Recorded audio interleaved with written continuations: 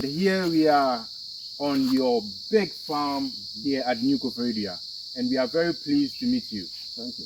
Great. You're welcome. So, tell us your name and... My name is Koforidua Augustine. Great. And how long have you been working on the cocoa farm? I've been working on the cocoa farm since 1990, about 33 years now. Great. So you are an experienced farmer. Yes, sir. And do you recommend farming for young people? Do you think it's a very good venture for them to go into? It's a very good job for anyone because the land is the property. And the cocoa tree also is a property, but it kept long before it died. It can even take about 80 or 90 years before you make a replanting. Mr. Kusi is going to help us through, the processes of getting the cocoa bean into a seedling, and from the seedling to a cocoa tree, and from the cocoa tree to this pod that we have here. Let me show you. This is the cocoa. You hold one. You see that the length, that's the eye of the cocoa. The root will come from. You uproot the cocoa. You see, here is the leaves. The leaves will come here, and the root will go down. So you make it like this in the nursery pot. Okay. If you make a nursery, you are going to put it like this, not flat. You put where the eye is. That's the taproot. That one should go down. Yeah. The same level. You put your hand on the soil from here to your hand here. And this one will go there. Here you see this one in top with small sand. Yeah. Don't go deep. Okay. It should have to be like this. The longest of the cocoa seedling is how you are going to put it on the soil. Okay. So if you put it, you can leave this one by say 4 or 5 days. Yeah. You see that the taproot is coming. Oh, okay. Then begin to put it inside. 5 days time, you see it all have been germinated up. Oh, okay. So when you put it in the soil, it takes 5 days for it to start germinating. If the root begin to shoot out, it will take 5 days. If there is no root, and you are putting it fresh like this, it will take you 11 to 2 weeks. Oh, okay. Before. Okay.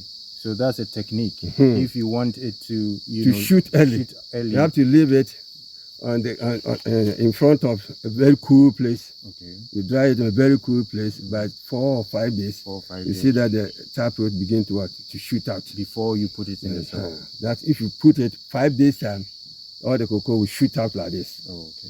The beans will come out too. It will come out from the soil. Yes. All the beans. The taproot is under. Great. Then it opens to bring the leaves from here. Yes. Sure. That's amazing. So if you plant the seedling, let's say 3 or 4 months time, if you grow something like this, then you uproot the nursery. Then you tear the rubber, you leave the soil close with the taproot into the soil. Not into deep. How the nursery rubber feet is. You have to dig it and plant it, not to put the cocoa down where the land. It will come, that's how the nursery begins. It's how you are going to put it. You see, there is a lot of points under the cocoa. That one should not go down. Okay. You get the real nursery to plant. By 2-3 years time, you see that you begin to give birth. Oh, really? So by 3 years. 3 years. This 3 years. That small one. Oh, in front there. So 3 years. 3 years, and it start producing fruits. Yes. And you can have a cocoa pod like this after 3 years. 3 years. Many young people feel that it takes too long for us to have our cocoa mature, so they don't want to go into it. But here you are telling us that for 3 years, you can have your cocoa mature for you to start making some money from it. Before the 5 years, all of the farm is mature. Oh, so between 3 to 5 years, you see that it's coming. It's coming. Yes. And you can start harvesting from 3 years to 5 years. That's important thing. The one who is making the farm, not to leave glasses on the farm. Okay, so They should control the weeds on the You farm. should control the weeds on the farm. The thing is going to grow fast. That's very Without even no fertilizer, it will grow. So young people who are not into cocoa farming, they are really missing out. Yes. Because at least there's a property that they can keep for generations. Yeah. And because they are not venturing into cocoa farming, they are not having any advantage like that. Great. So tell us, how is cocoa farming helping you and your family? The cocoa is helping me in such a way that I use the cocoa money to look my family. Every go here and there, comes from the cocoa. So that's what you have done for 33 years. It's only cocoa farming, and it's been able to take care of you and your family. At least you've been able to build a house for yourself. Yes, I have a house. And you have your kids going to school. Yes. Some are in the polytechnic. Yes. Wow, that is great. So tell us, you are part of a cooperative, and we've heard about the Divine Chocolate Limited, and Divine Chocolate Limited help farmers to turn their cocoa beans into chocolate so that they can make something better from their cocoa, not only from the seeds, but rather they can also make some more money from the chocolate bar itself. So tell us, are you excited about this initiative? I'm very excited. Great. And how do you feel that it's going to help contribute to your life? Like I say, it's a company. Producing company, it never dies. And the cocoa, Ghana cocoa, is still cocoa from the beginning to the end. That is, we have Koforidua in Europe at the same time. Wow. Sure. You benefit from it. The youth also get a very great part of it. The need for the farmers is what I told you, machine. If you get machine, the product will continue to grow. Because Ghana here is lack of machine, spraying the insecticides. So that the insects will get out of the cocoa, so that the yields will be more. So you need more machines. Yes, to help the farmers for the machine for the cocoa farms, so that they can yield much as the government needs. Okay. So we need more mist blowers, at least for the farmers, so that they'll be using it to spray the important thing. That's the most important thing. Farmers need to help them and to make the plenty farms. Great. But the production will come more if they are spraying their farms regularly without any insects. The profit will be heavy. So that we help for the Ghanaians to benefit. Yeah. So can you harvest cocoa every single month? Yes. Wow. And that is the type. What type of cocoa breed is it?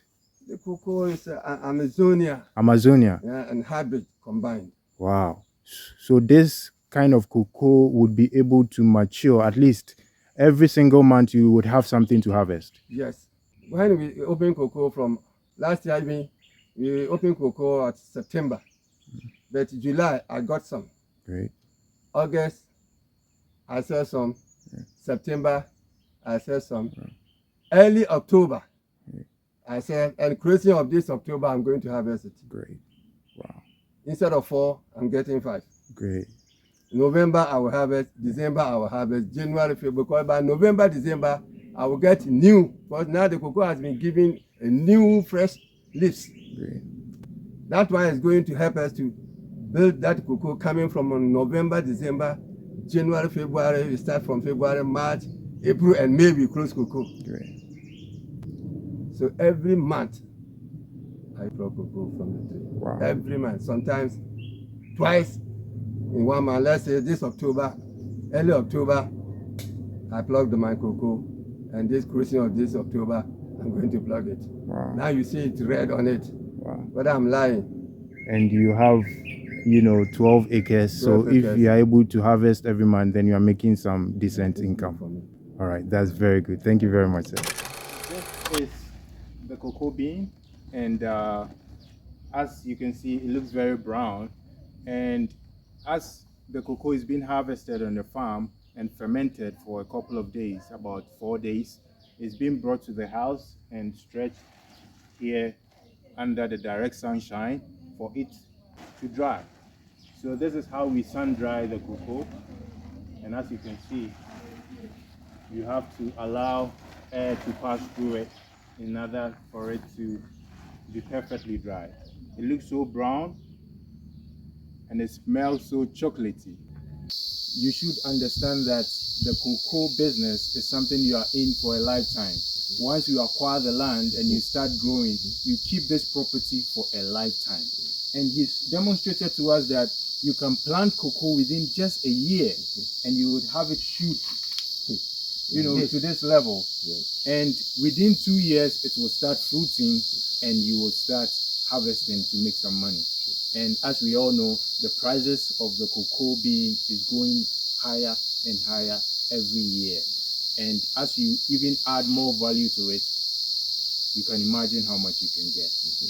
This is Agribusiness 333, and we are here to demonstrate to you why young people should get into farming and why cocoa farming is the best avenue they can make the greatest livelihood from. Stay and watch us, and we have so much for you on the channel, and you can subscribe and like and share, and we have enough for you. Stay tuned in. Okay.